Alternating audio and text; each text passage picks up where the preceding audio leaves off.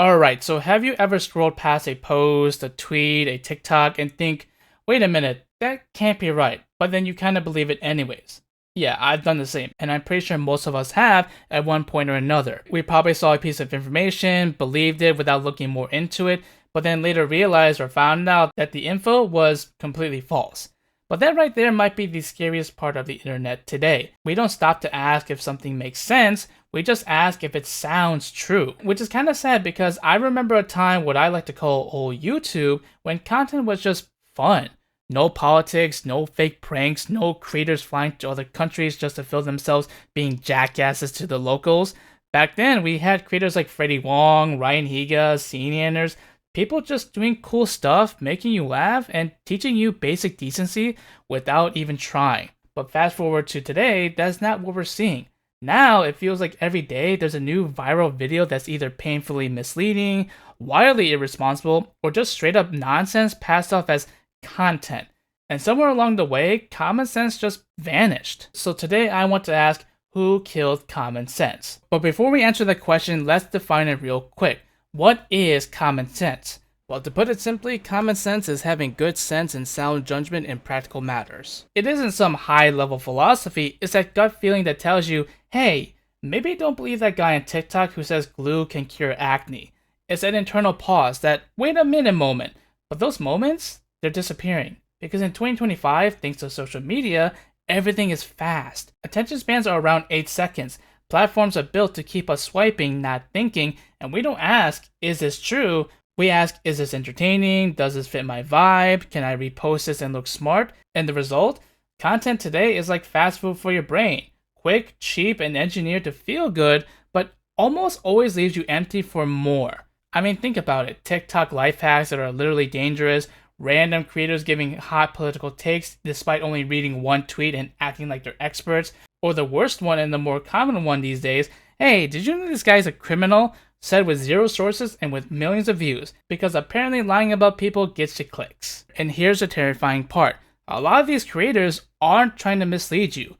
Well, at least some of them aren't. They're just stuck in a system that rewards attention over accuracy. You've probably heard the phrase, if it bleeds, it leads. And what that means is the tendency for news media to prioritize coverage of sensational, violent, or shocking events, often at the expense of other, potentially more important, but less dramatic stories. But in 2025, this evolved into, if it enrages, it engages. Because unfortunately, outrage is the fuel of the modern internet.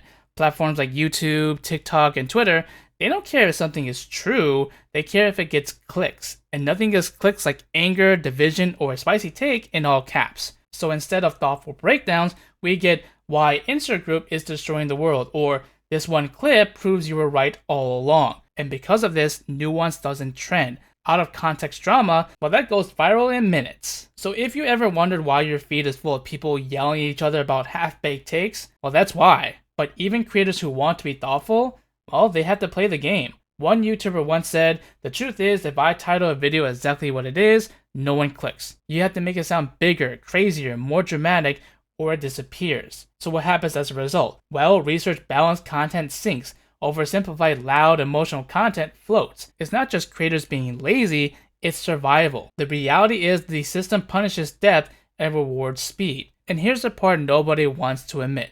We, the audience, are part of the problem too. Because most of us don't want to be challenged. We want to feel right. We want content that confirms our beliefs, makes us laugh, or gives us a dopamine hit. So when a creator says exactly what we want to hear, we hit like, we hit share, we comment W. And the algorithm, it just follows the breadcrumbs. It doesn't promote what's true, it promotes what works. And that's why creators like Asmongold, Tectone, or Smogalana catch so much heat. Not because they're always wrong, but because they make people uncomfortable. They challenge the herd, force you to think, and in a world addicted to surface level agreement, that's rare. But that brings us to the bigger question. How did we get here? Because somewhere along the way, the line between information and entertainment disappeared. News became drama, commentary became gospel, and now people proudly say, I don't watch the news, I get all my info from my favorite YouTuber. And hey, I get it. Creators feel real, they talk like us, they joke like us, we see their bedrooms, their pets, their lives. That parasocial connection, it builds trust. But here's the catch though, truth isn't truth.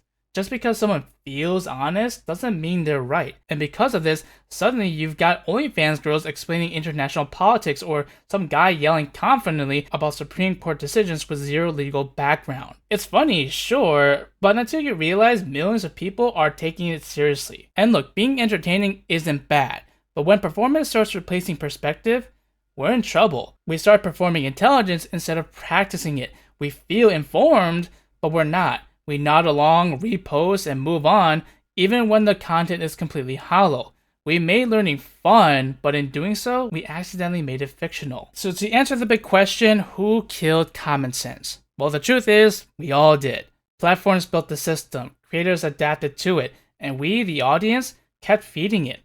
Creators aren't evil, well, at least some of them aren't. Most are just trying to survive.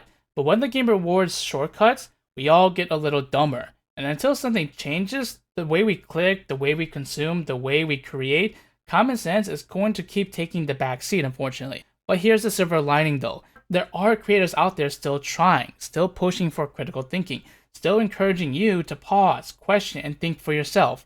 Yeah, they may not go viral, they may get backlash, but they're the reason I think there is still hope for people. Just a tiny amount though. So I want to leave you with this. The next time you see a video that feels a little too perfect, ask yourself, is this true or just entertaining? And hey, if this video made you think even a little, maybe hit like, drop a comment, and maybe share it with someone who needs to hear it. Because at the end of the day, common sense might be rare, but it's not dead yet.